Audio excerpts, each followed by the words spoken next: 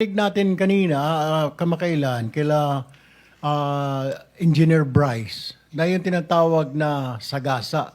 Ibabagsak yung pondo without the knowledge of the congresswoman or the congressman. Tama po ba, Engineer Bryce? Yung sinasabing may sagasa. Opo, Your Honor. Okay. Pero tapos iba pa rin yung parking, di ba? Na pinapark yung budget. Opo, Your Honor. Thank you. Your Honor, ang intindi ko, pwede niya i-confirm, yung parking, kinausap muna, nakiraan. Kaya tinatawag na parking, nakiraan doon sa district congressman. Yung sagasa, kumbaga sa ano, hit and run yun. Ibig sabihin, walang... Hindi, Tito SP, makikita na lang po niya yan doon sa GAA. Kasi magugulat siya, paglabas ng GAA, biglang lumobo yung distrito niya. Ganun ang mangyayari doon. Yun yung tinatawag na Mr. Chair, sagasa. walang paalam. So malalaman niya na lang pag nandoon na sa GAA Opo. na nadagdagan. So hindi niya pwedeng angkinin ng district congressman yon or congresswoman.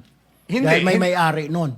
Hindi. Sa tingin ko, kung hindi yan substandard, kung hindi sumabog to na may substandard, may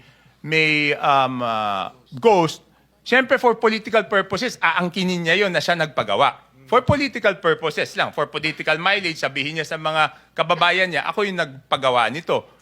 Pero ngayon, lumabas yung mga ganyan, nung tinanong ko sila, kasi tinanong ko yan eh.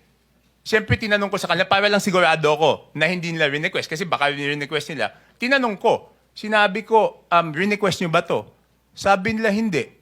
So yun, so nung prinisentan ko to kay Presidente, galit na galit talaga siya. Kasi Mr. paano daw nangyari yan? Just very quickly, Mr. Chairman, dun sa Yes. dulo no, 50 million, Zaldico, construction of building Nika Compound, Viluna Road, Barangay Pinyahan. 4th District yan, distrito ko yan sa Quezon City.